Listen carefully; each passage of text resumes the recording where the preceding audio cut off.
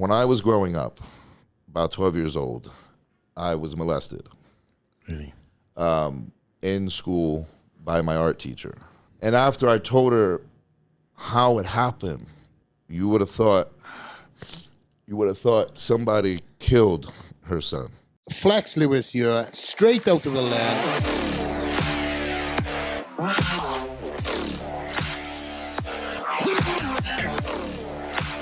Today's guest is called The Mutant. And at 28 years old, is already talked about as being a frontrunner for this year's Mr. Olympia. This episode was an emotional roller coaster, and I want to thank our guest for his transparency and vulnerability. Here's a podcast with Nick, The Mutant Walker. Great to have you here. Straight out of the Lair podcast. I hit Nick up about, 2 weeks ago? Yeah, about 2 weeks ago. Yeah. And I said, Nick, I'd love to have you on the podcast if you're ever coming to Vegas before the Olympia.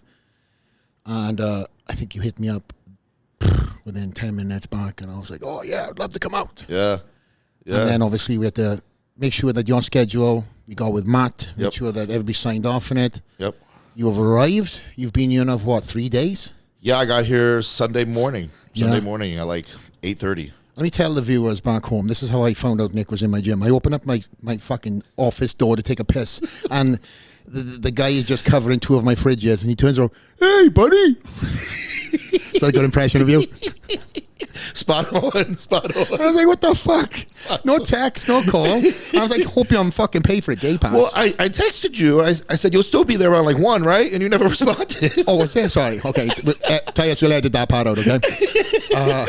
But yeah, he arrives into my gym, and of course, everybody's very excited to see you at the gym. Yeah. Nobody knew that you were coming in.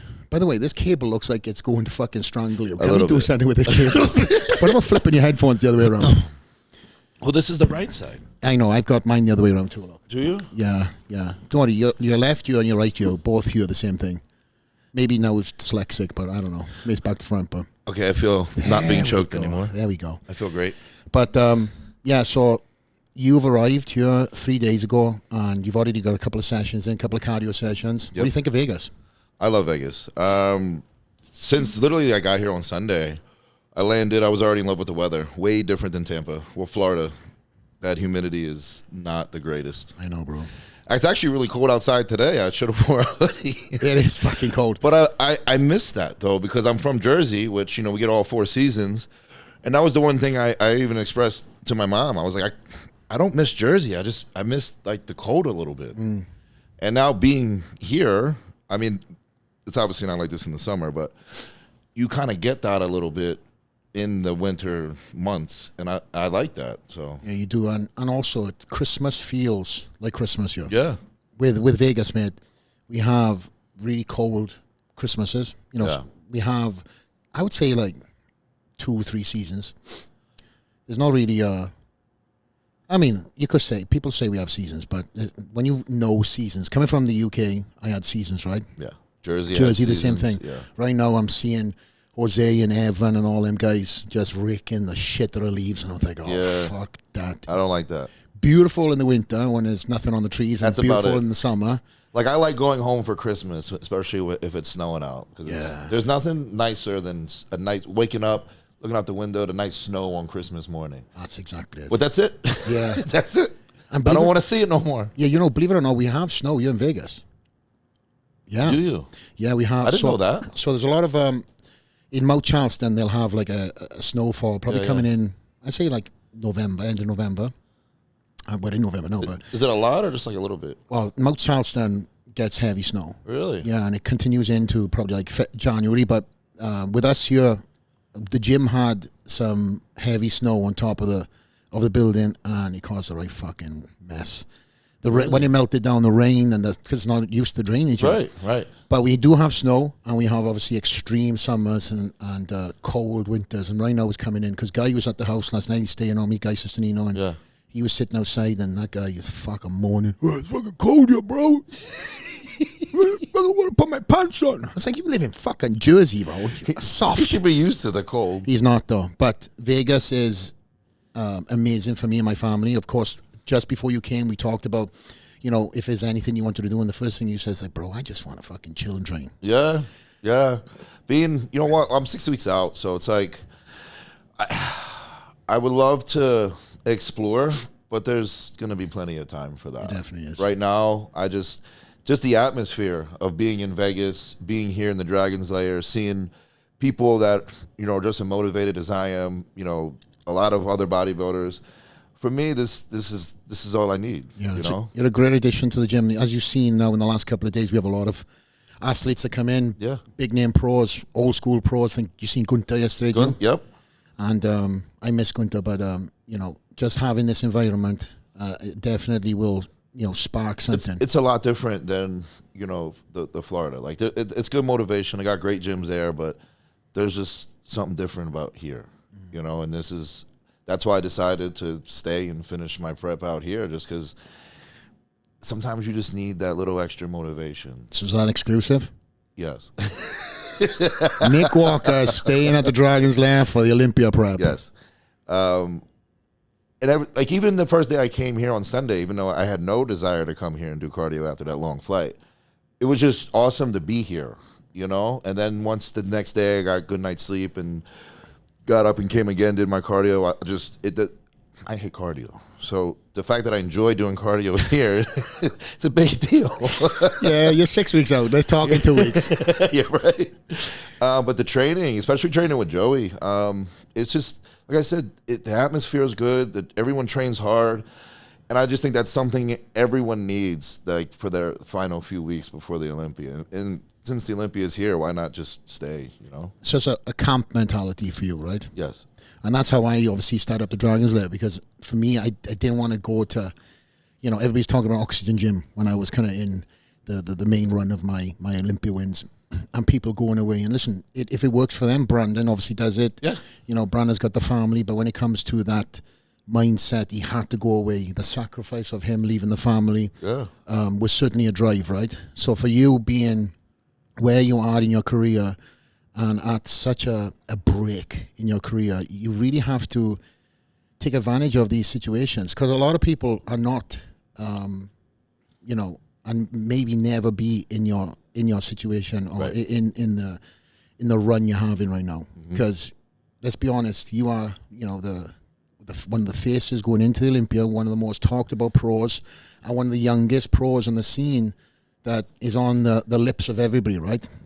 And do you feel the pressure? So, to get really deep into that, last year, no. You know, even though I talked a lot of shit last year, you know, I said I was going to win New York. No one thought I was going to do it. I did it. And everyone said it was a weak lineup, right? Everyone's like, I wasn't that competitive as a New York pro. So I said, okay. Then the Arnold list came out, and I'll never forget it. I texted Matt, and I said, hey, do you think we can win this? And he said, yeah, I do.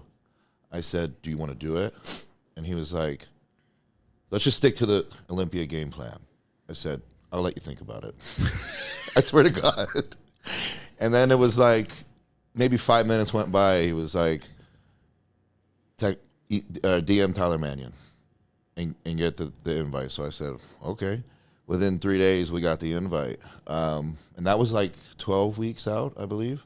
So just to let the viewers know, you weren't officially on that list at that point in time because you didn't put yourself forward for it. Because our original plan was just win New York, qualify for Olympia, focus on that. And then we were just like, well, you can win it. Let's do it. So we did it. And then I talked a lot of shit going to that show. I won it. And then 2 weeks after was Olympia. I placed top 5.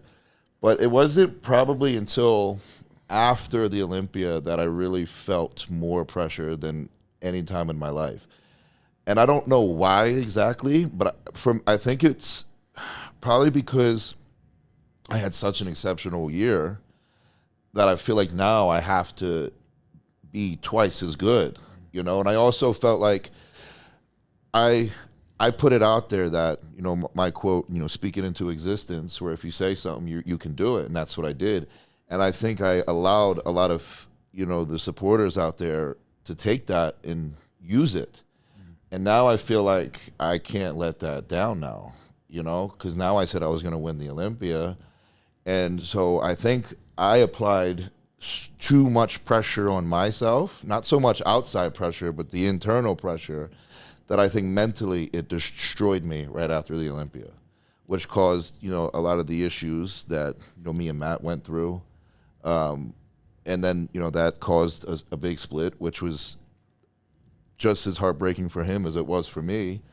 And the whole year was, to be honest, maybe until me and Matt got back together, this whole year was shit for me mentally. I felt lost. I moved to Tampa. I thought that would have made things better. And honestly, it didn't. I thought maybe trying to start a little fresh would change the game for me. But really, it just didn't. I felt good for like a week or two, being, training in my 40, doing, going in there, and it just, I went right back, and then what was really important to me was building the friendship back with Matt. That meant more to me than him even considering coaching me again. I didn't really care at that point. Me and Matt's relationship was so deep that I just wanted that back. So, we worked on it. We kept in touch after a while. I think I texted him around June, July. And we just stayed in touch every few days. We had good conversations, and then it was probably around 12 weeks out. We had a nice long talk, and, we talked about getting back together. And he said, why don't you drive down? We'll have a nice sit down, you, me, my wife, we'll hash everything out and get the ball rolling. And that was the time the hurricane was kind of on the way. Great planning, Nick. You planned that well. So I remember I was like, bro, I'm kind of like, I have to evacuate. So I'm coming to you. I said, he's like, well, come, we have like a spare house. Come stay in the spare house. Yeah. So I said, okay. I went down there for a few days. Me and him, we had a nice long talk. Me and him and his wife got to see everyone at Revive. And it felt like I made it, the post I made, it just felt like home again. Mm. Not so much, being there, but just me and Matt, and I know I promised Matt, I said, I'm going to start my pro career with you, and I'm going to end it with you. And I also promised him I'd be his first Open Olympia winner. So this whole time I'm in prep, none of that just sat right with me. And I couldn't get in the groove of prep for a long time. The beginning of this prep was bad. And then once me and him linked back up 12 weeks out, now we're on a roll, and I'm very happy with what we're doing right now. So you moved. You said you moved around, right? Tampa. Yeah. You obviously trying to find that happiness, and you regained the happiness.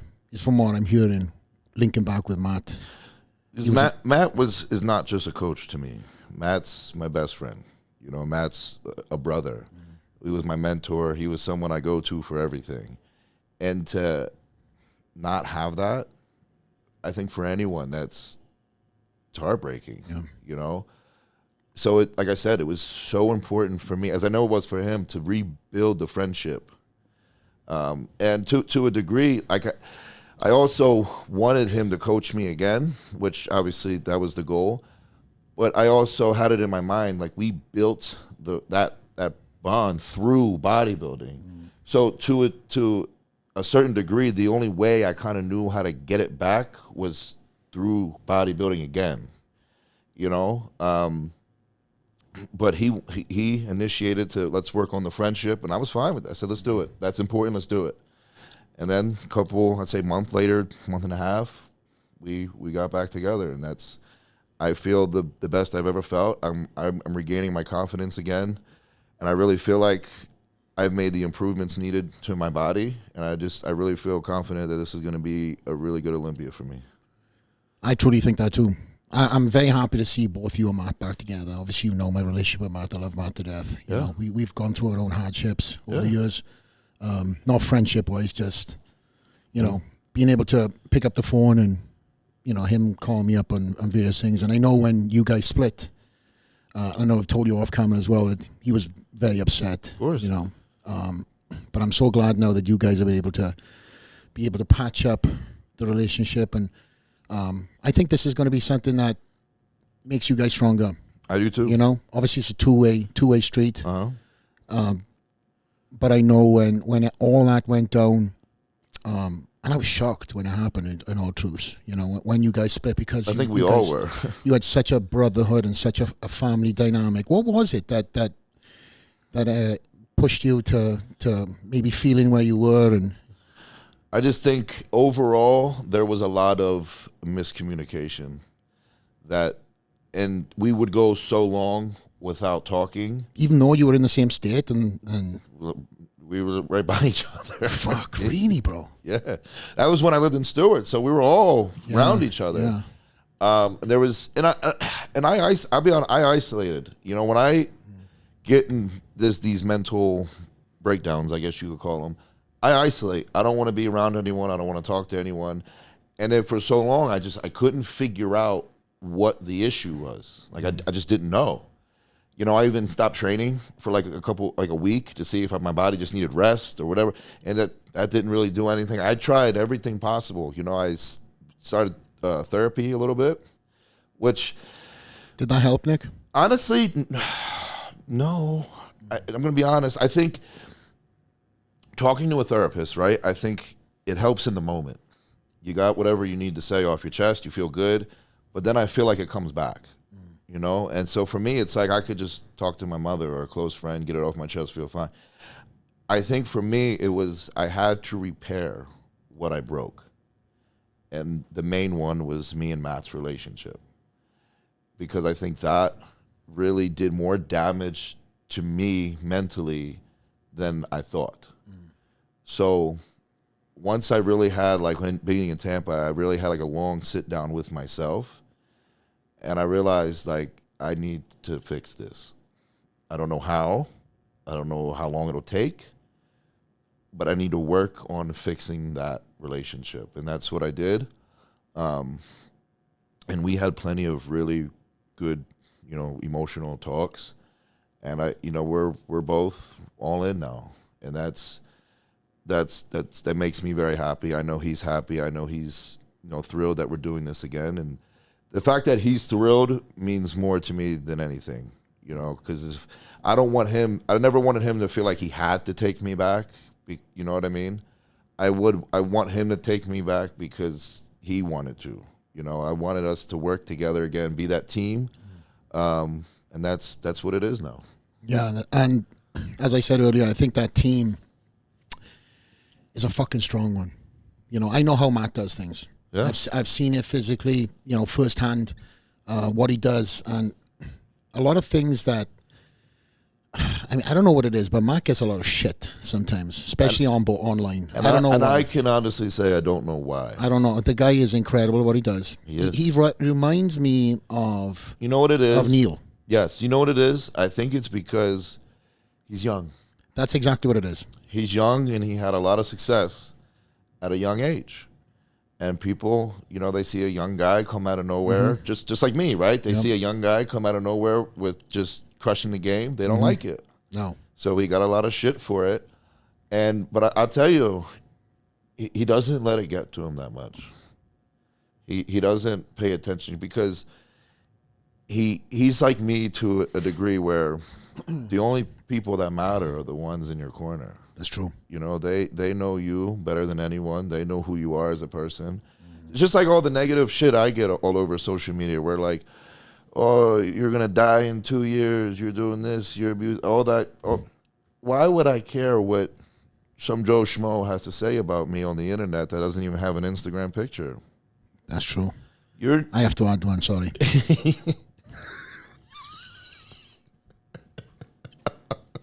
Fucked up there. I'll put a nice one up next time. Presume. But you know, it's like it just doesn't. When people let that shit get to them, I'm like, why? These people, they don't know you. You don't. They're not your friends. They're not your family. They don't help you pay bills. They don't do anything for you. They're just social media trolls, and that's all they'll ever will be. You know, the only people that matter, like I said, are the people that should be in your corner. You know, if you want to listen to the high ranks like you or someone that really knows the game and wants to critique you properly, then that's fine. But like some randoms, who cares? And I'll be honest, when I was younger and I became pretty new on the scene and got really noticed and got a lot of negativity, it did bother me then. I remember us talking about that actually. Because I didn't know how to handle it, right? Because I was never used to it. And I'm like, what? Why are these people talking shit? What did I do? Yeah. I'm like, what? I'm fucking 20-something years old. Right? And like, all I'm going to do is fucking be the best at what I'm doing. I'm like, what did I do? I know. It's hard. And then you just get into I think you just get used to it. Yeah. You just realize, like, at this point, for me, it's like at this point, I have heard everything, that there's nothing anyone can say to me that I would be like, oh, I never heard that one before. Fuck, I'm going to try harder. So that's just that. And I feel like with Matt, it's the same thing. And plus, Matt now, the businessman, family man. Incredible family man. Incredible. Great to his kids, great to his wife. Love seeing it. Great business partner. He's occupied. He don't care. And that's one of the reasons why, even with prep and athletes right now, because I know Matt, he's like one of my fucking closest friends. He truly really doesn't have time to even prep guys. So you guys working together truly now is such a unique element, right? Because he doesn't have time. Mm-hmm. It's like people ask me about, hey, can you help me with your posing? It's like, oh, I'm busy. I'm fucking fuck. And I will always go back to the posing room and help anybody else. But, when people want to pay, or ask me about paying me or to train them, it's just not. I like doing shit for fun. And that's one of the reasons why I've never gone that route, is because nobody then can be like, well, I paid you for a service. I need that service done. Right. So I like just fucking doing it. doing As soon as you start doing something for money, it feels like a job now. When you don't, it's fun. Yeah. And I think, to even go back to the pressure, I think that's I started to feel like it became a job. Because now, being a pro, this is how we make money now. So now I felt like I have to perform so well in order to make as much money as I can. And you can't necessarily think that way.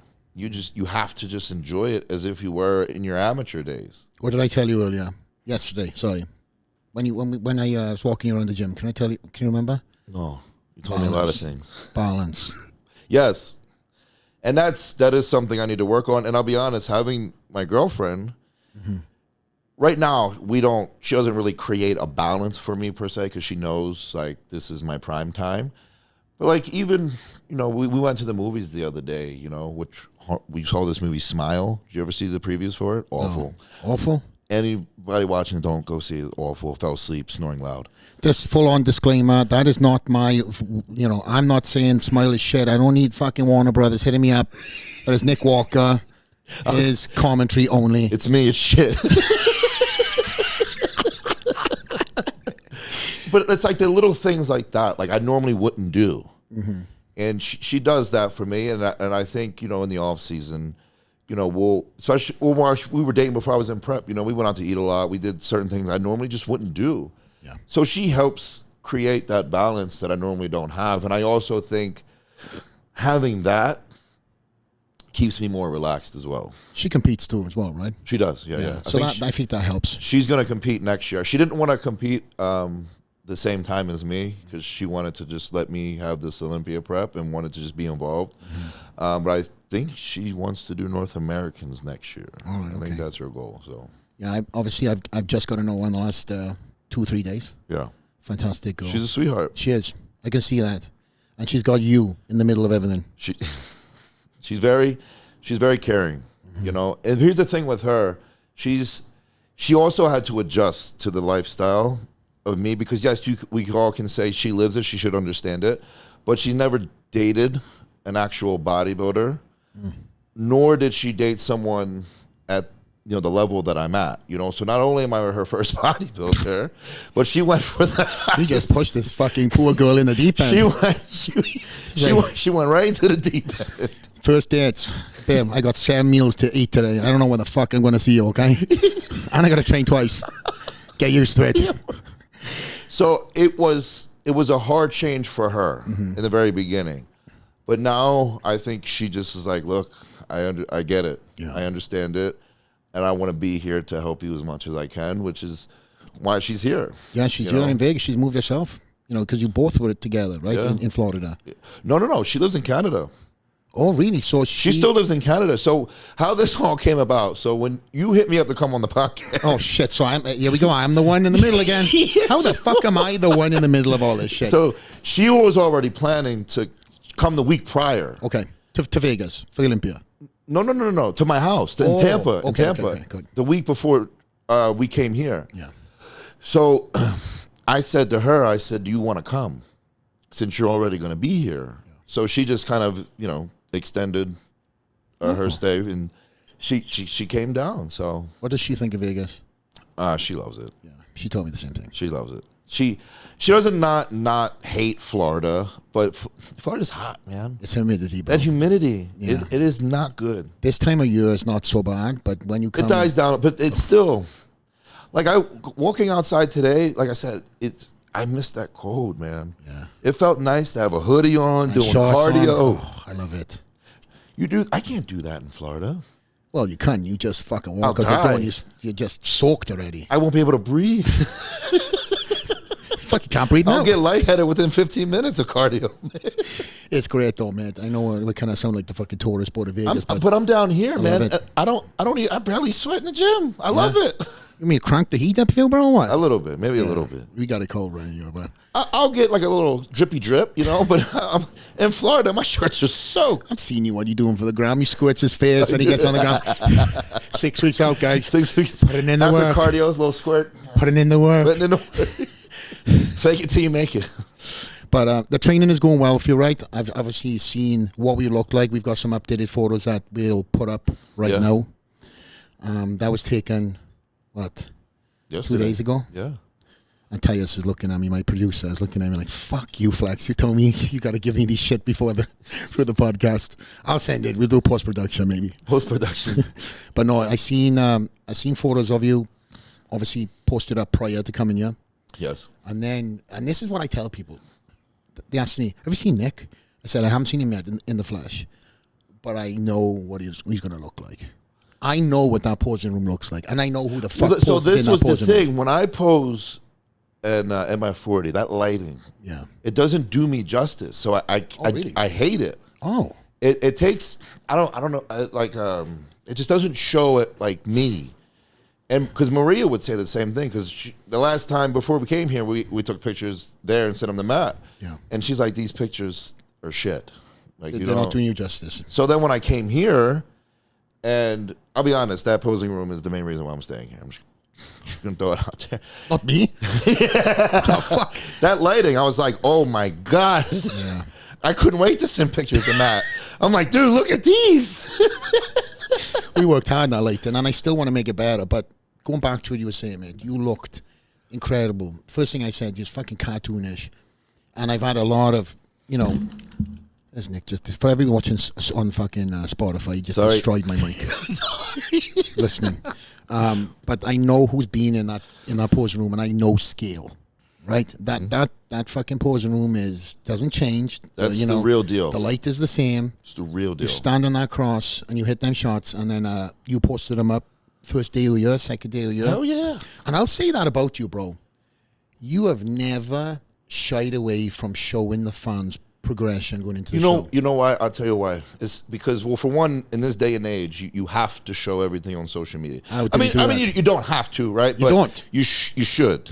I didn't. And I think that, but carry on, sorry. But I also want the audience to see the beginning to the end, And I know it comes with the negativity, like, oh, you look behind, you look like shit, yada, yada, yada. That's okay. Because I know what the end result's going to be. But I think it's cool for the people that actually are, a fan of me or a fan of anyone else to follow the whole entire journey from what they look like from beginning to prep to the end. Mm-hmm. And I think they enjoy that. And I think it creates a connection with you and, whoever's a big fan of yours. And I just think that's very important to have in this day and age. And like I said, I think they appreciate it too. Well, as a fan of the sport, I've seen how the sport has really kind of evolved in so many different sectors, right? Coming from print and then social media being like this, what the fuck is this? Jumping on that bandwagon, and then print dying off, social media being the end all. I felt I was like one of the last of the Mohicans where I never posted progression photos. I kept it till the very end. Well, your career was a little before social media took over, right? My beginning of my career, yes. Yeah. When I was your age, yes, print. And then social media took off. Yeah. And I was like one of the first athletes that, going back to you. That's why I can relate to a lot of the shit you're saying. You can relate to my stories, because I was one of the first guys that got fucking slandered online. Who the fuck is this white guy thinking he's fucking flex? All that stuff. I went through it. And I know the pressure. Did it ever fuck with your head? Absolutely. Yep. I was young. I came from rugby. I didn't understand when grown-ass men were talking about a 20-year-old with such fucking anger and disgust, and it makes no sense. It truly don't. I love seeing young guys coming up through the ranks. You won't ever see me talking shit about a young guy, even if the guy's cocky. I'll just say, hey, I'm not a fan of the attitude. But I won't do it online. Yeah. I'll fucking hit him up all the time. But the difference is, most of people that you and I personally know who have that, cockiness, they're not like that. No. To one and I. Right. It's kind of like the front. It could be a number of lot of things. it's a social media act. Yeah. A lot of the ones that act like that on social media, behind the scenes, they're actually cool people. Yeah. Some. Yeah, so you're right. You won't name names. But we can. It's up to you. No. You can name the first one. Yeah. Sorry, we had a technical issue. You go, Nick. No. Yeah. No, but we had again, very similar stories of upbringing, and a lot of exposure at a very young age. Yeah. And then going back to what we were saying with social media. We both had, again, I would say a lot of unnecessary bullshit. Yeah. You coming through the ranks, you came through the NPC ranks, so you always had some sort of eyes on you, right? And let's take it right back to your amateur days. You were always that guy that was the biggest in the class, but you never quite nailed it, right? No, I would always miss it a little bit. And that's how I remember us meeting for the first time, because I seen you in Bev's. Yep. And I said to Steve, Steve, isn't that Nick Walker? Even though I knew that. He was like, yeah, I am. I think he's doing the USA's. Uh-huh. And you were one of the front runners going into that show. I think we were, how many weeks out? I think it was 4 at that moment. Four weeks out. You had just posed for Steve, I believe. Yes. And that's when I met your dad as well. Your dad was there. And that's one thing that stuck out with you. You're very close to your parents, as am I. They love, so it's to not get off topic, but my mother, I never forget, when I first started bodybuilding, she was the family mom where she liked to cook the dinners. That's my mom. Right? So when I started bodybuilding, she hated it. Absolutely hated it. Mm-hmm. She didn't understand why she had to go to the store and buy, jasmine rice and chicken, and what the fuck's the point of this? So it wasn't, not the first show, but the second show I did when I won, and I was just happy and filled with joy, is when I think she started to get on board. Every show she got more into it, and into it, and into it, to where every morning I'd wake her up at like 7 a.m. We go on the famous basement lighting everyone likes to call, and she would take the pictures. You woke your mum up to take photos of you? Yep. You selfish bastard. I was a selfish piece of shit. Hey, no lying in. It's 6:30. Get the fuck up. I need photos. I'd go right in her room like, Mom, picture time. Oh, my gosh. And she'd be like, all right. Let's go. She had no problem doing it. Yeah. But she grew to love it, because it got to a point where we would take pictures, and then she would look at them with me and be like, you didn't do this right. You need to do it again. And she would critique, like she thinks she's a judge now. I swear to God. She thinks she's a judge. Bro, till this day, well, anyone who posts a picture, she'll text me like, how do you think so-and-so looks? And then she'll be like, I'm not impressed. Oh, wow. Is Mama Walker on Team Flex? She loves Team Flex. Oh, that's right. I bring in shredded glutes from Mama Walker. She loves that stuff. All about the conditioning. She's Team Flex. But she loves it, man. Like, even when we go to shows now, I'll never forget, after I got off stage at New York Pro, pre-judging, and everyone was like, you fucking won, yeah. Everyone's celebrating. I'm like, where's my mom? Yeah. And she comes, walking down the hallway like this, big smile. I'm like, where were you? She's like, I had an interview, sorry. No. I'm like, with who? She's like, Ron wanted to interview me, okay? Sorry. I'm like, oh, okay, my bad. Are you ready to go? I have to go relax now. Oh my gosh. But I cracked a lot of jokes on her about it, but I love it. Yeah. Because it's to have such support of both your parents like that is astronomical. Incredible, bro. For me, it goes a little deeper because when I was younger, I was a very trouble-making kid to a degree. I get a lot of drugs, a lot of alcohol. I caused a lot of issues in the family. So I felt like I was the bad child from next to my brother, who was, at the time, I considered my brother like the golden one, who was always doing the right thing, always this and that. And I wasn't good at anything. Sports, yes, but school-wise, like I knew I was never going to go to college. Mm-hmm. I knew I was never going to make it anywhere in those fields. So when I discovered bodybuilding and actually started to win, it made them proud. And I think for me, that's what encouraged me to keep going. Because I never, you know how a parent, they'll always say they're proud of you, no matter what. They always, just how they are. I never believed it. Because when I was younger, I'm like, what are you really proud of me for? Like, I haven't accomplished shit.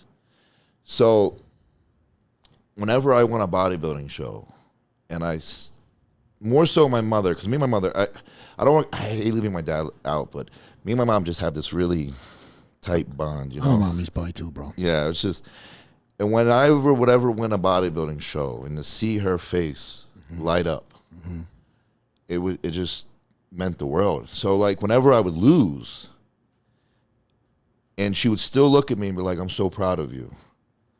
I don't believe you.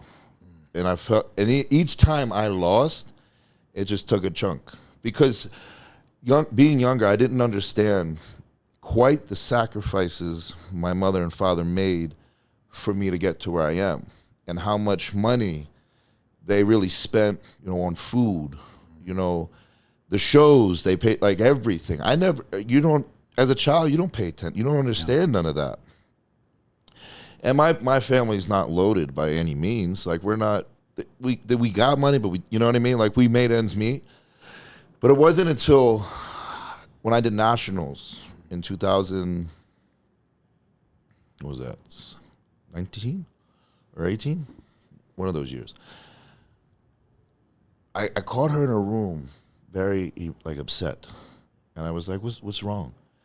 And she was like, we're paying all these shows is putting us in a rut.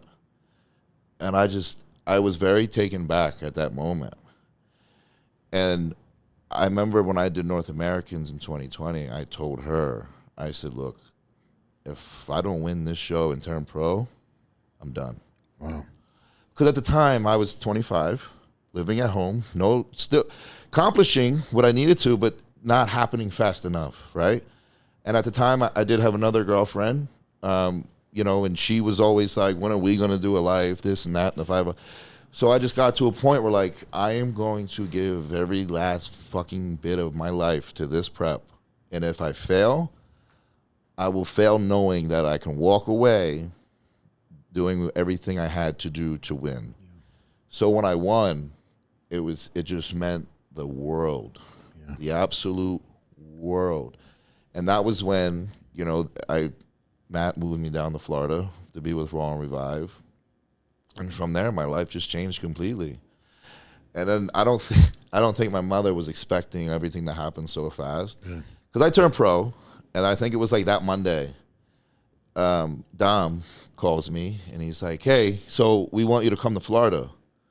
I said, "Yeah, me and Matt, we're gonna head. I'm going to his house over the weekend for his kid's birthday. Then we're going down for a week." He's like, "No, I want you to move." So nonchalant, bro. And I'm like, "Okay." I'm like, "Well, when?" He's like, "Now." Yeah. I'm like, "Dude, where am I gonna stay?" He's like, "We got a place for you," and like, "You're fine." So I said, "Okay." I just got off the phone, and I'm like,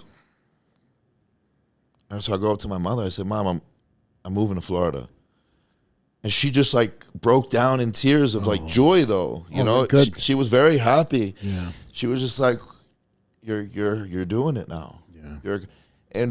To make her happy is even like me and my mother are the same, right? So we like, as much as we butt heads, she's the only person in this world where like we can get into an argument and then laugh 5 minutes later. You know what I'm like? It's you don't get that bond with someone very often.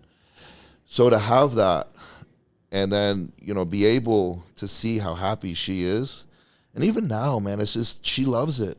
Like even coming here, because she knows I hate traveling. Period. Flex has got that. But especially in prep, she knows like that's a no-go. So, after I, talked to Matt, and he's like, "Yeah, go. I called my mom. I said, "Mom, Flex wants me on a podcast. Like, I'm like, I know I should go, but like, I'm like 6 weeks out here." And she's like, "Go." She's like, "You're not going to get an opportunity like this." I said, "And it's Vegas. Just go. Have fun." Shout out to Mom. So my mother knows how I am. I'm very, it's very tense. And she's like, "Relax." She's like, "Just go. You know what you need to do. Have fun and relax." I said, "Okay, Mom." Balance, bro. So, and honestly, dude, coming here was probably the best thing I've ever done. Even though I've only been here for 3 days. Early days. No, but I'm glad to have you, bro. Like my weight, is going down. I'm getting, like it just, even though it's, like I said, it's only been 3 days, I just feel like the headspace is perfection, And to really go back, I'll go really back deep. This I don't know if you've heard this, but I'll go back really deep on why me and my mother are extremely close the way we are now.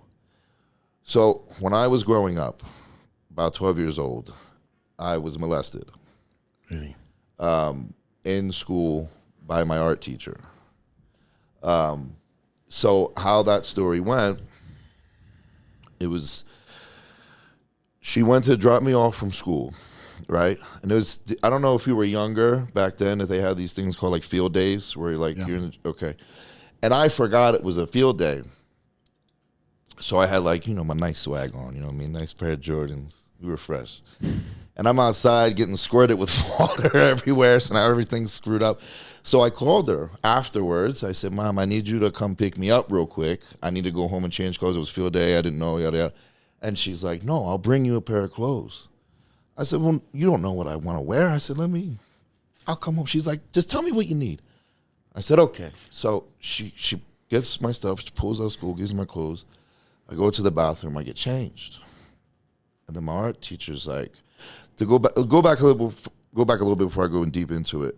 The art teacher was very close with a lot of students. He got along with everyone. He played that good role. And my mother knew he was very friendly with me. So when I came out of the bathroom, which was right across from the art room, he says, "Put your clothes in here." He's like, "Let them, dry, whatever." So I said, "Okay." I walk in, takes me in the back room, and that's, when shit hit the fan. And being 12 years old, at the time, you don't realize how drastic that is. You don't think about it because you're young. Yeah. So the older I got, 13, 14, 15, I realized what really happened is fucked up. And growing up, I think that caused me a lot to isolate myself. I think that caused me to get into drugs, caused me to get deep into alcohol, partying, fighting, to try and,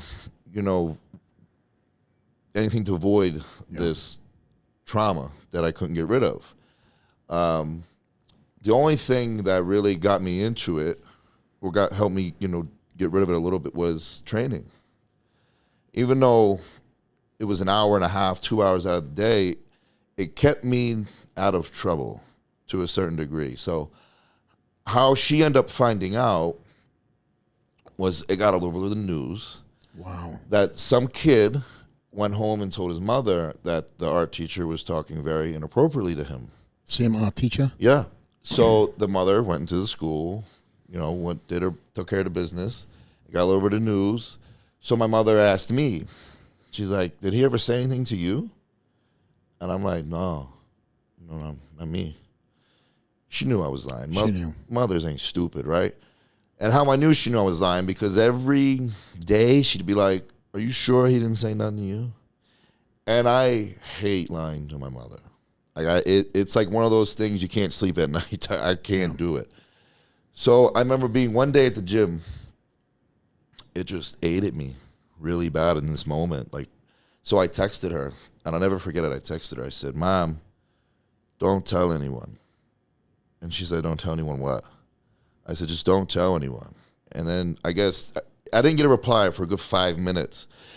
And then she replies and she says, I'm going to come pick you up from the gym. I couldn't drive yet. I was 16. That's just what I was cooking. Yeah. So she goes, and I said, no. I said, please let me finish my workout, and then come pick me up. She's like, fine, text me when you're done.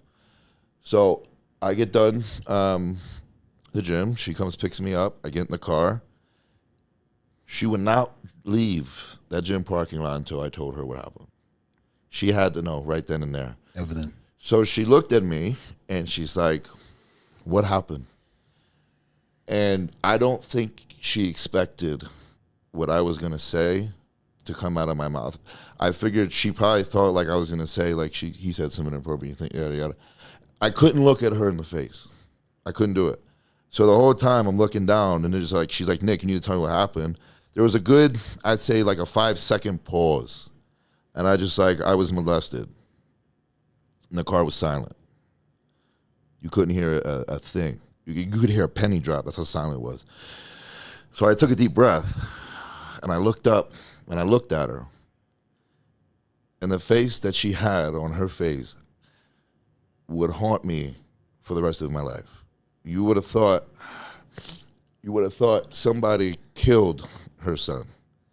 And as a parent, to hear that, it's, obviously it's not the same, but it's very like, what the fuck? Yeah. And after I told her how it happened and when, she blamed herself for a long time. And I felt so horrible that she blamed herself, that I had to always, it's okay. It's not your fault. You didn't know. Nobody knew. And I think for a while it was hard for her to move on from feeling that way.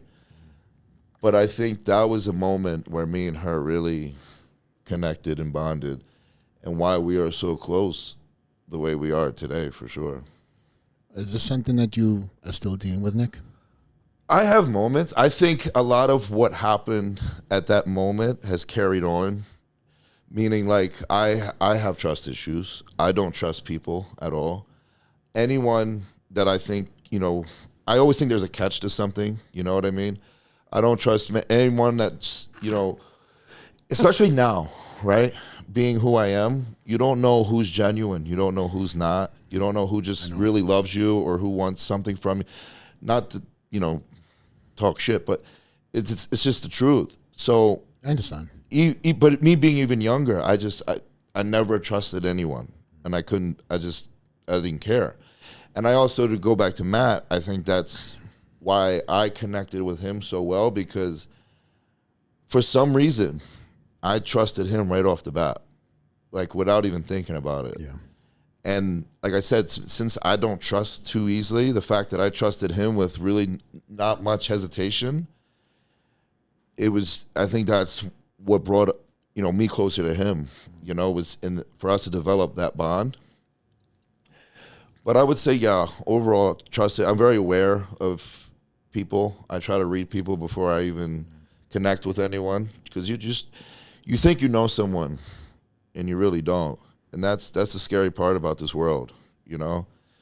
Anyone can be nice to your face, but what are they doing behind the scenes, you know? And that's the scary part. Unfortunately, mate, you know, how old are you now, Nick? 28.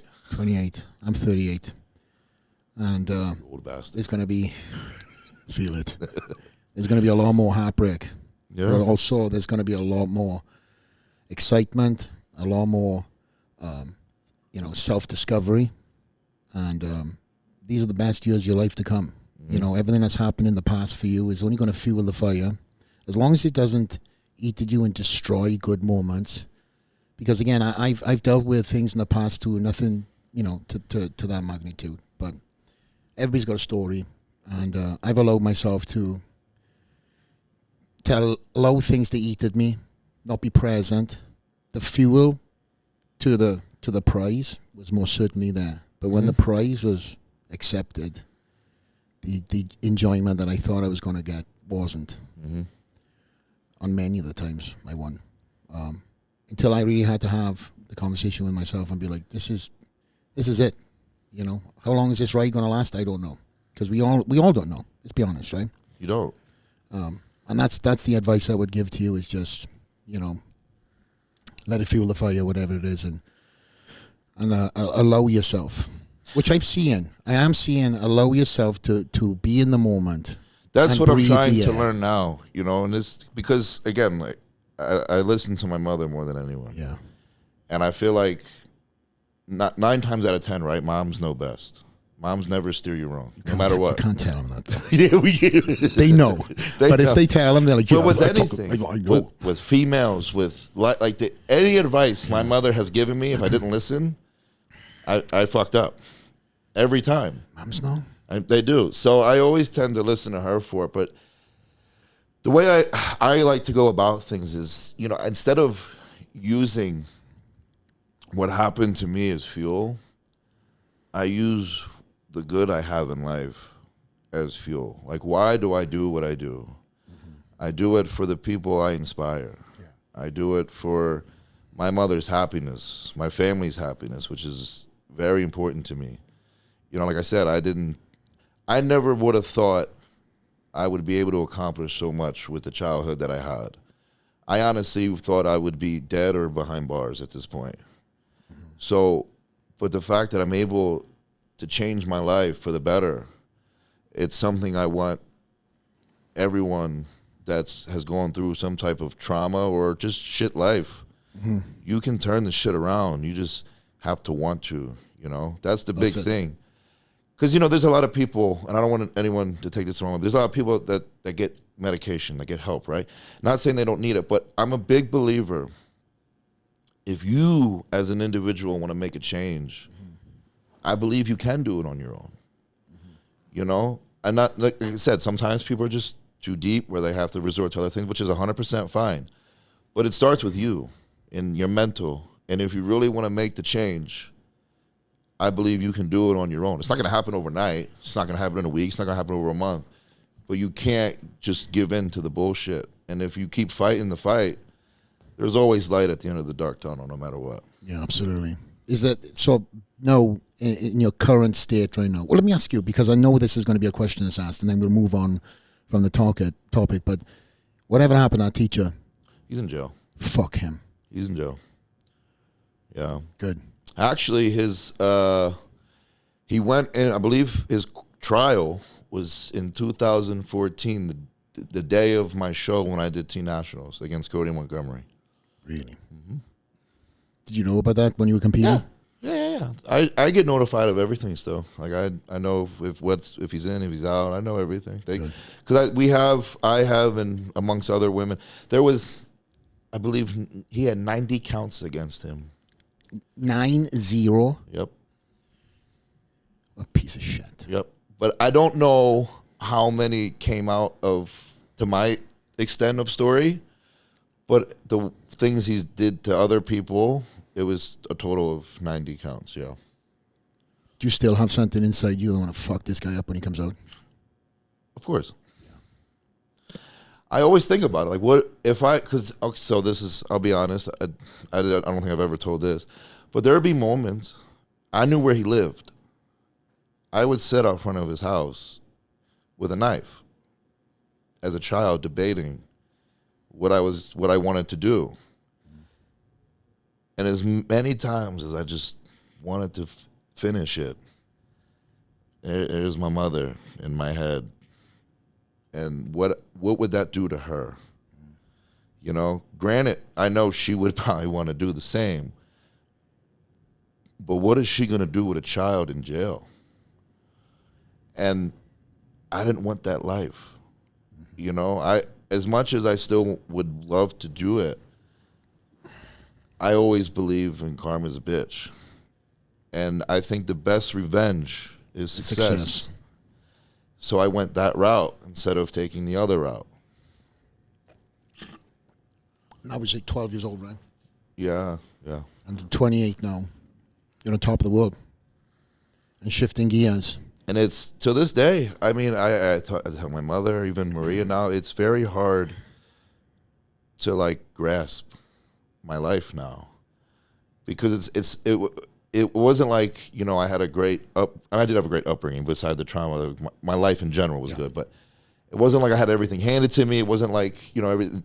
I fucking worked, man. Like, a lot of people don't fucking want to hear that. That's the thing. I can honestly say I fucking worked my ass off to get to where I'm at. And my mother would vouch, like, because she knows every sacrifice I've made, everything I've done, how hard I've worked, the bullshit I had to take. Like, she was involved with everything.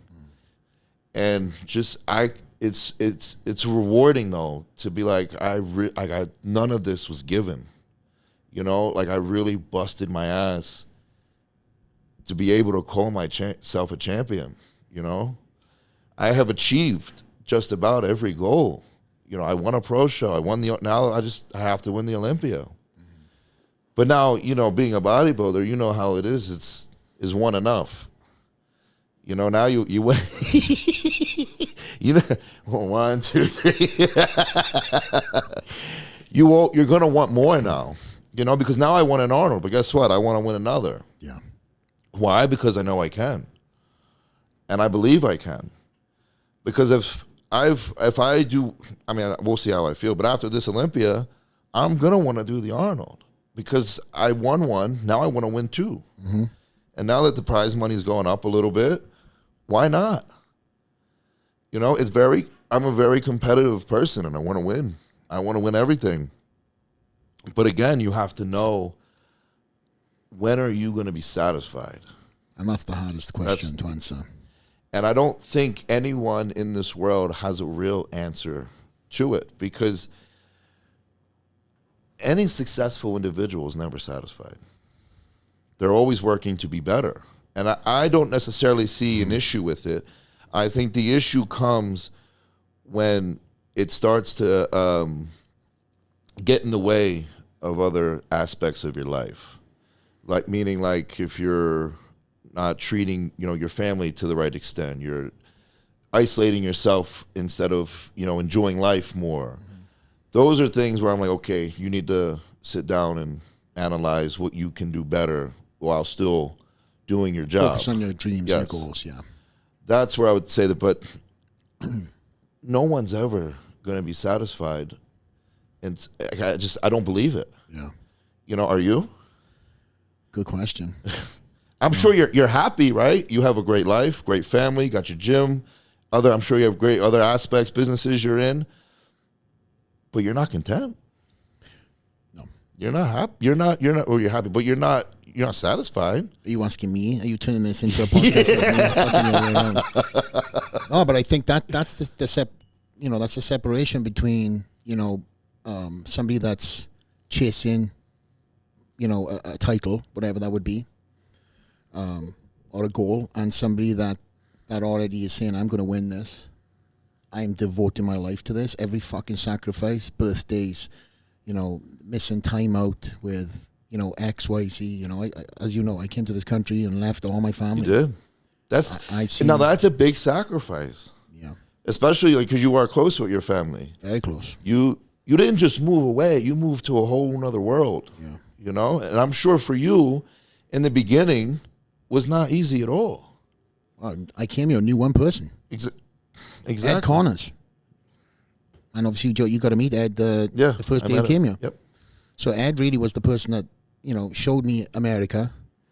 And I was like, fuck, wow, this is incredible. Yeah. This chick's in bikinis just walking around. Yeah. That's the good part. It's a chick eating fucking pancakes in a bikini in a fucking restaurant. Who fucking writes the rules here? I love it here. I love it. Imagine me, fucking 19 years old. Yep. Testosterone through the roof. My perception of America was Baywatch, Cops, and Simpsons. Ain't no wrong with that. And I was like, okay, I'm probably gonna get shot with a some hot chick with a fucking gun. That's gonna be my demise. But again, everybody's got the story, right? And I've said this already, but me coming to this country, there was a sacrifice. I knew I was not going to go back home with my tail between my legs. I was going to make it work. And I focused on one thing that was good about the day as opposed to the 10 things that weren't. And what I'm hearing through, your stories that you've told and what we've got to know each other over the years is the same thing. Because, I remember watching the social media, Nick Walker and Flex and Nick. Yep. This was you, young guy, I can relate to being, like I'm living in, I'm in your shoes, being told more negative things than positive. Yeah. Being told that this guy is this and he's never in shape, he doesn't know what he's doing. You've heard it. It's not, these things are not new to you, as they're not new to me. No way. The out of shape thing, no. So I was always fucking shredded, but it wasn't as fucking big as you though. But it's mind blowing to me that you really have to develop a mindset at a very young age. The maturity, thick skin, the maturity that comes in from a young age in the sport of bodybuilding, you really have to fucking learn it fast, because nobody's going to come to you and say, "Hey, you want to be a bodybuilder? Okay, here's a obviously when I first started, it was here's a book. Go to the library, pick up a book. Here's Flex magazine. They sell at the local news agent. No internet. Then the internet came along. You can actually learn how to do new exercises. And I was like, oh, fucking cool. But there's no book to tell you on, hey, these are the pitfalls. When you win a show, this is how you got to talk, walk, act. Yep. These are trolls. Category. Troll. Person who Chapter 3 do not know, who jumps on, doesn't have a profile photo in his Instagram bio, but loves to talk shit, and fill in the fucking rest. But that is something that you really have to live it and learn it. And it was very hard. Going back to the question you asked me earlier, it was very hard for me to be like, I don't fucking get this. I had guys that I was standing against at a very young age, going into my British nationals, that were talking some mad trash, and but they were the first guys to come up to me actually when I turned up at the British Nationals and said, hey, I was completely wrong, my apologies. I respect that.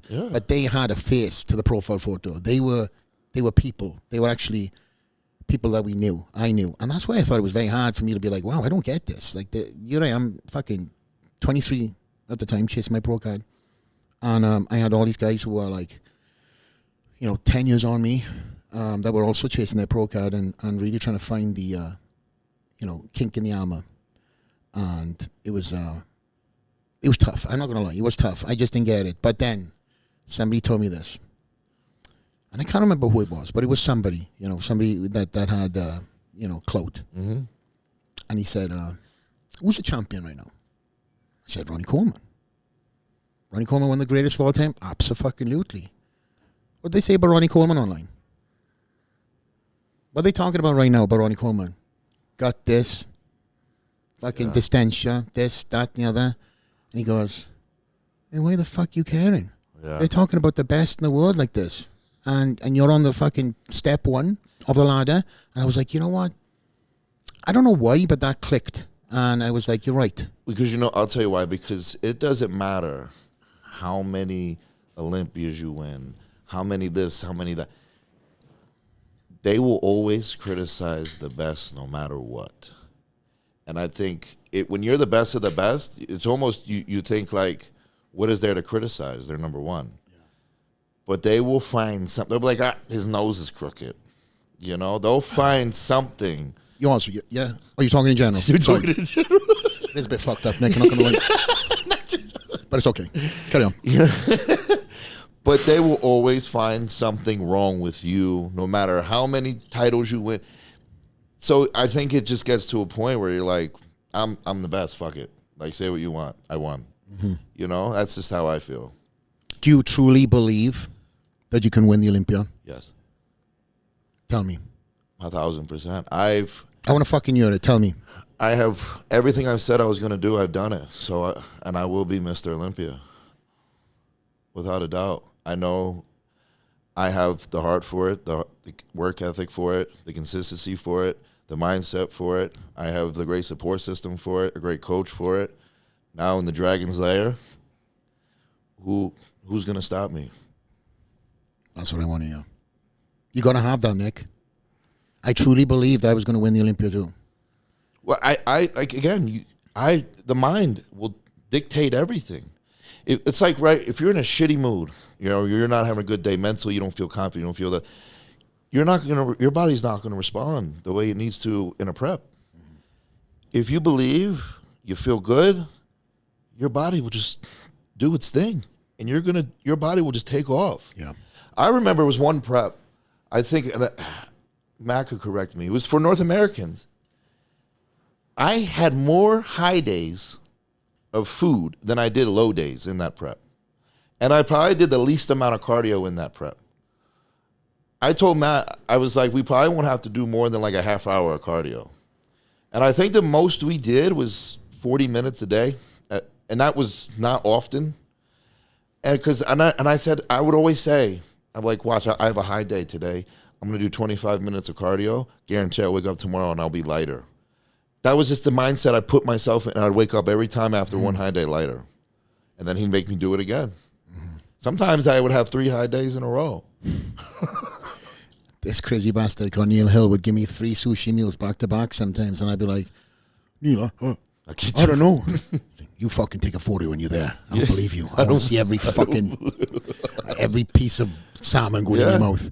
But yeah, listen, when your body's clicking and everything is good, and then you get to the gym the next morning, you're sometimes lighter, and you just had that high day, and you hit some shots. It's like, oh fuck, Neil, you're the man, Neil. Yeah. I'd message him and go, mate, you know, I wouldn't have done this. You know, match trick, the Chick-fil-A. I lived to have Chick-fil-A. He would give me a high day, he'd be like, Chick-fil-A. And I'm like, you know what fucking sucks, Nick, about Chick-fil-A? But then if he gave me 2 high days in a row, I'd be like, I'm going to do 5 guys today. Oh, well, my issue is, Neil would be like, I need you to go and eat something, whatever you want. And I'd be like, oh, can I get a Chick-fil-A? I'd fucking drive there and it's closed Sunday.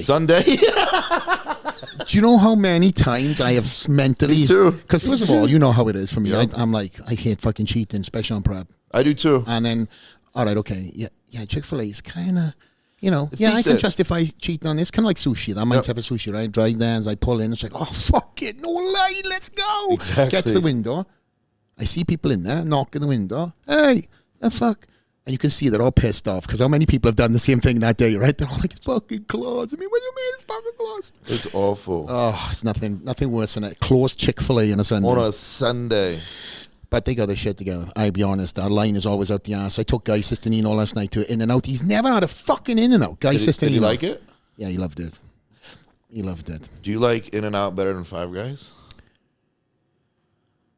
So Five Guys reminds me of the McDonald's in the UK because the McDonald's in the US is absolute dog shit. I'm glad you said crap. UK because I was about to be like that. There's no way it tastes like McDonald's. No. Like Lee Priest is a lover of McDonald's. He goes on and on about it all the time on the circles.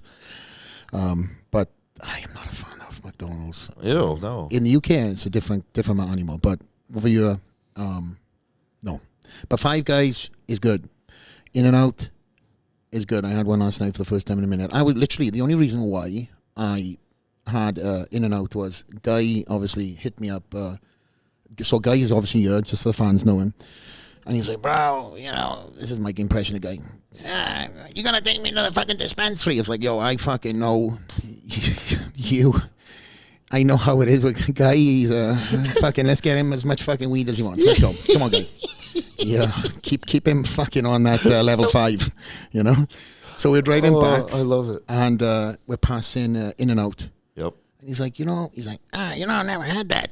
That's key for let's go get it. No, he didn't. So I was like, bro. So I literally hit the brakes. I threw a fast right in, hit the line, text Jay Cutler. I was like, hey, look who's fucking eating In and Out. And he actually liked it. So it's good. Yeah, it is good. So I've got That's my mom's favorite place. Oh, she loves it. And she's coming out for the Olympia, right? She'll be here. Yeah, fantastic. We sent a little video to your mom earlier, just let the fans know. We'll see what she says when this is over. Yeah, she'll probably recognize it. Who the fuck is that skinny guy? Yeah, she's like, who's that? Who is that guy? He's got a good beard. He looks skinny. Oh fuck! You know what I get a lot now because I've lost weight. Are you who I think you are? And it could be. You know, I might fucking know. You know, it could be. Hey, it's fucking flex, but it's like, you know what it is? Conor McGregor, all the fucking time. No, you don't. Went to Mexico. About 15 people asked me in Mexico. I'm in the pool like this, and of course I'm with all the boys. Maybe a little bit. Yeah, and also think about it too. I'm with, say Cabo. We went to Cabo with the boys. We're all in the pool, and it looks like I have a security detail around me, right? Yeah. And so all these people coming up to us, I had a couple of drinks, and they're like, I know who you are. I was like, oh, cool, bro. You into bodybuilding? No, I follow UFC. I was like, oh, fuck, here we go. That's not me. Yeah. Coming through customs from Canada, which I just on my show, Flex Loose Classic, and shout out to all the competitors and all the fans that came out to that in the Canadian Classic. Coming through customs there, coming through customs back. So Canadian on the way in, American on the way back. Both customs officers asked me before I even pulled up my passport. Like, you look at passports all day. And they all said, you know who you look like? I don't think you are, but you know who you look like? And I'm like, Conor McGregor? Yeah, I've heard it. Don't have his bank account, buddy. No one ever says you look like Flex Lewis? Yeah, but that's a shit story to tell. You look like Flex Lewis, but a lot skinnier. I think that's more fucking insulting than getting Conor. A little bit. But, talking about the law of attraction, as you have said twice now in this podcast, that's a guy that has certainly, run to the beat of his own drum. Yeah. Put it out there in the very, very early part of his career, saying, I'm going to be the best. And I will fucking do it. And it also, and I'm sure you can also relate, you have to be, and I think a lot of people admire me for this, but also look down on me on this in certain cases. You have to be a little selfish. You gotta be, Nick. You gotta be. It's a champion. You have mentality to has to be. When it comes to this specific career, I mean any career really, but this specific one, where it's an all-day 24/7 event, you have to put yourself in the best situation that you think for yourself that'll set you up for the best success. And I'm not saying you have to fuck people over and do this, but sometimes certain things happen, and it's nothing personal. It's just business. And I think a lot of people involve a lot of emotion when it's not about that. It's you have to do what's best for you as an individual, as a person, to grow and succeed on what you think is your best option for that. And anyone that truly cares about you and truly has your side in your back understands that 100% and will always be there no matter what. That's what I believe. And a lot of people have to understand too. Even the fans that see, things that go on in people's careers, more specifically you. You're 28 years old. We all have made mistakes in our younger days. Yeah. And you're still trying to adapt the business mentality from the bodybuilding. And a lot of people don't know that as a bodybuilder, this is business. The way you act, talk, walk, anything that you post could be in favor or work against. The wrong word, the wrong fucking photo. Anything can get everything. taken the wrong way. You stand next to something you shouldn't be. Yep. That becomes topic of conversation. Yep. And as the industry now has a wide variety of various different platforms, international, Brazil has their version of, bodybuilding TMZ. We have it in the US. Anything could become a story, which I really didn't have to deal with as much in the earlier part when I was 28. Yeah. As much as I had to deal with it in the. Do you deal with it now that you're retired? I mean, I'm always gonna have. Yeah, but is it still like as intense or not really? In what regard? Like just people talking shit. Oh, Nick, I yeah. But I don't deal with social media stuff. Yeah. I'm pick up the call, see somebody face to face. Exactly. I believe that. Yes. And most of the people who know me know that most of my stuff is dealt offline. But that's the thing, right? A lot that's of people the way are it should be. gangsters. A lot of people are gangsters online. Yeah. Until you pick up the call.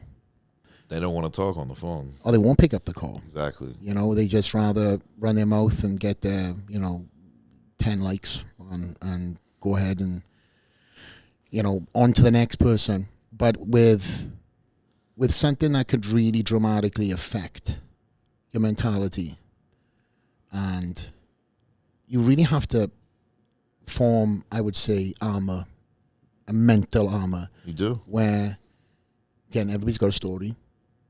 Something that is nonchalant, a fucking post that is, a clickbaity post or somebody talking shit could affect somebody so much so that they could go off fucking prep. Yes. Mentally. Yes. Off the fucking rails. A lot of people don't take that into consideration. You know, we're in a sport that is judged. So when we're talking about being the best, winning a show, nobody's going to beat me. That mentality you can have up there. But then when the day of the show happens, you're in the judge's hands. Right. You've had to bring that best version of yourself. So you can tell yourself all day long that I'm going to be this, I'm going to be that. But then again, it's up to the judges and the judges' criteria. Of course. The only thing you can do as a competitor is, you can say you're going to be the best, this and that, which is great. But you need to show up your best. Yeah. Whatever happens. Yeah. I always make sure when I'm done a prep, whether I win, I lose, I always make sure I can look back and say, I did everything I could. And that's mentality. There was nothing more. Yeah, you have to have that. It's like, and my point in bringing that up about the judges is, everybody's a fucking judge online, right? Oh, yeah. And everybody wants to kind of, pull you down, which I still have a hard time understanding that. But that mindset that transitions into most of these guys fucking day to day of jumping on and just talking shit, as I say, it can really affect that mental. It can. People don't like. I have friends where they could have on a post, right? They could have 100 positive comments and 1 negative, and all they care about is that 1 negative. That's all they think about. That used to be me, and it's like I was like that at one point, but I'm at that point now where I'm like, who cares? Yeah. Like even now, I still read. I'll go on if I post something. I'm looking at who's talking shit. I'll be honest. So to this day, I don't look at who's saying the positive. I'm like, where's who's saying shit? Yeah, I'll be honest. It's still part of the. You're gonna do it, but I don't let it bother me. Mm-hmm. I think now I kind of just read it and I'm like, okay, well, that's cool. Yeah, I know what I have to do. It's like I said, I don't like to use those certain things as fuel. Mm-hmm. But it's nice to have in the back of your mind for when you do need to pull it out sometimes. Yeah. But I don't ever let it like ruin my day. If someone's like, "Oh, you look like a fucking refrigerator," I'm like, well, what kind? The expensive one? It's like fucking hell. These fridges are getting fucking technically advanced these days, huh? How much stuff can you hold in me? Huh? But we were talking about the Olympia prep. We've talked about, fuel to the fire. We've talked about, your childhood. And now where you're sitting right now, you're going into the Mr. Olympia. You talked about all over the message boards. You said that you put a lot of pressure on yourself. But going into this year's show, this year's Olympia, best ever package that you're going to be bringing now in what is it, 6 weeks' time? 6 weeks. Yeah. What can the fans expect differently to other years? I think I'm gonna be a lot bigger. I know that last year's Olympia I was 245. I mean, I'm sitting 277 right now. That's what you are right now. Well, I was 276 this morning. Excuse me. I don't see. Excuse me. I don't see. I could see myself maybe being 260 at best, which is a 15-pound weight gain here. I have improved my outer sweeps drastically. I actually think my waist taper is a lot tighter. I think my lats have grown. I think everything has improved that needed to improve to give myself a more balanced look while adding size and keeping the waist tight. And I mean, I'll know my condition will be where it needs to be, so I'm not worried about that. But I think overall, this is going to be a year where people go, holy shit, Nick did it again. He shocked the world. Whether that means I'm going to win or lose, people are going to know, like, this man's still improving, and we don't know how. You fucking gone above and beyond. It's like the bar is elevated every single year. The confidence has come with it. Yes, you've had your struggles in between, but Of course. The amount of weight, the amount of size that you have in your frame, and your waist is so small. You've taken really extra precaution to make sure that is never a talking point. It might have been of old, right? But you've really drastically worked on certain key points to break the stigma of big guys and guts and this and the other, right? I do a lot of, even in the off season, I think it's very important to train abs and continue to do, vacuum work. Yeah. And even now, I do it every morning after cardio, train abs, vacuums. And then every other day would be, abs are every day, but every other day would be either calves or glutes. Yeah. And that's just how I would do every morning at this point, leading into the show. And again, man, like I don't want to keep talking your gym up here, but being in the Dragons, it does help. It's just a different sense of motivation, because it's, again, you don't know who's going to walk in here. And I just think that's cool. For me, I just think it almost puts me in a more relaxed state, seeing a bunch of well-known people, seeing people train really, really hard, and seeing people with the same mindset, same goals. It's just a more at ease feeling, but it also allows me to work harder at what I'm doing, Well, for me, when I got off the plane in America the first time talking about Gold's, Ed Connors and Gold's gym, that was the mentality I had. Yeah. I walked into that place and I was like, holy shit, that's Gold's. That's him. Oh wow, him, and I was blown away. Everywhere I walked and everywhere I looked, there was somebody, and even if I didn't know who they were in fucking shape, kicking ass. And that environment, I remember going back home, 19 years old, and being like, I need to get the fuck back. You need to go back, yeah. Because that's what I wanted. That's what I envisioned myself being around, like-mindedness, and I would say the aura that this Gold's Gym had, picking up dumbbells that fucking Arnold probably trained on, or Exactly. Guys like obviously Lee Priest was an idol of mine when I was a kid. I'm thinking, fuck, there's Lee Priest's photo, and these are the exact same dumbbells he's using in that photo. Yeah. And now that sort of same mindset I wanted to put into the Dragons Lair. And now guys like yourself who are coming here to the gym and saying these incredible things, only, I would say, grows the belief that I had in this gym. Which is, you created something very special. I will say that. Thank you, man. Because I will say, for me, it's one of those feelings when you know, right? No, you know. When you know. And when I came here, it was just like, I know, this is it. I want to be here. Because I know, I could go, when I moved to Tampa, right, I thought that was going to be what I would feel here. And I didn't really feel it. I was like, this is cool, but this not it. I came here, and I'm like, this is it. So what was that it for you?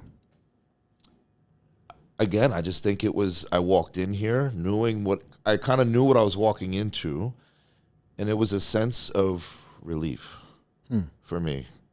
Because I feel like I've had a very mentally stressed year. Walking in here, I just felt like I belong here. Like, I think this is where I've found myself. I think because and this might go for anyone who's young who had, maybe quick success. I think you go through a point where you lose yourself and you don't know where you belong.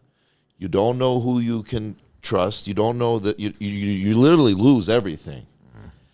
And I thought moving to Tampa would have been that I found myself again, and I didn't. Yeah. And like I said, I've been here for 4 days, so I don't want to speak like I've been here for so long. But I came here and I just felt like, okay, like I feel like I belong here. I think you always know that when you're like, I don't want to go back to where I live. You know, like I don't want to go back to Tampa right now. I don't. You know, like when I went to Florida, I was like, I don't want to go back to Jersey. You know, like I'm good. But now that I'm here, the motivation's high for me right now. And I think I need that right now. I need that jump. Yeah. And I've gotten that. And I know if I was to go back, it just wouldn't be there. And I ended up coming back anyway. So I'm like, that's why I said to you before I even came down here, I said, yo, I might just stay. I was like, oh, fuck. You better tell Matt. I don't need the drama. But I'll welcome you if Matt's on board. But no, I'll say this about Matt. Matt is very competitive. Matt wants to win. Yeah, he does. But Matt cares very deeply about his athletes and what will make them happy. And if I said, Matt, I'm staying in Vegas, I think I need this. He'd be like, if you're thriving, you go do what you do. Yeah. And that's one thing I admire about him that I don't think people really understand about him unless you really work with him. He cares more about you than you as an athlete. And that goes really deep for me. Because, you know, the whole time me and him got back together, he's like, I just want you to be happy. I don't know what it is, what you need. We'll figure it out, but I want you, Nick Walker, to be happy. And that means a lot for me, you know? So I know for a fact he would, if I said, yeah, I'm staying here, he'd probably be like, live it up. Have you told him yet? No. Oh, shit, you better fucking tell him before the podcast goes out. Matt? No. As I said about Warner Brothers, disclaimer, I had nothing to do with this process. I support whatever you do. But it's you know, with Matt, he genuinely does care. You know, I seen it through a lot of the athletes that I, you know, physically trained with. Dallas, yes. You know, he cared about that guy's health more than fucking Dallas did. I know. Cared about himself. You know, and the same thing for you too. He's like, I just want Nick to be happy, healthy, and retire on top. One thing he's always said to me, he's like, I just want us to grow old together and just be friends. Yeah. And he says that to like all his really close clients. He loves bodybuilding, but he's like, I want us all to just grow old and hang out. Yeah. And that, to anyone that has any thought about him, they should take that in consideration. Like whatever you've heard, and that shit ain't the truth, man. You know, like, Matt is one of the most genuine people I've ever met in my entire life. And he cares deeply. Like, and he'll even say to himself, it's a good and bad thing, you know? He'll admit it. Yeah. But I think it's more of a good thing because that's a quality you don't ever want to lose. You know, because if you lose it, people will notice. But just to care so deeply about, you know, the people around you, it's just a feeling that you never get tired of, man. You know, like it's selective though, bro. It's very like I know I can go to him about anything. Like I could wake up tomorrow and say, I don't want to do this anymore, Matt, and he'd be like, if that's what you want to do, bro, I'm cool. I can see Matt saying that. He'd be like, when you're happy. He's like, if that's what's gonna make you happy, that's cool, bro. He's like, come hang out. You know, he would be. He's all for whatever makes the client happy, and that's one thing I truly appreciate. So for all the young guys that are now coming through the ranks, looking at Nick Walker, poster on the wall, what advice have you got for these next generation? That's terrible advice, by the way. Awful. Don't listen to that. The fuck is that? Is that just fucking vagina device or something? Yeah.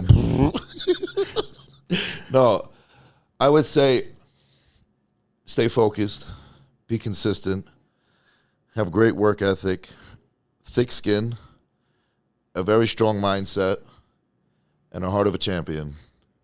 And always believe in yourself. And I think you will always shock yourself on what you're capable of doing. Incredible.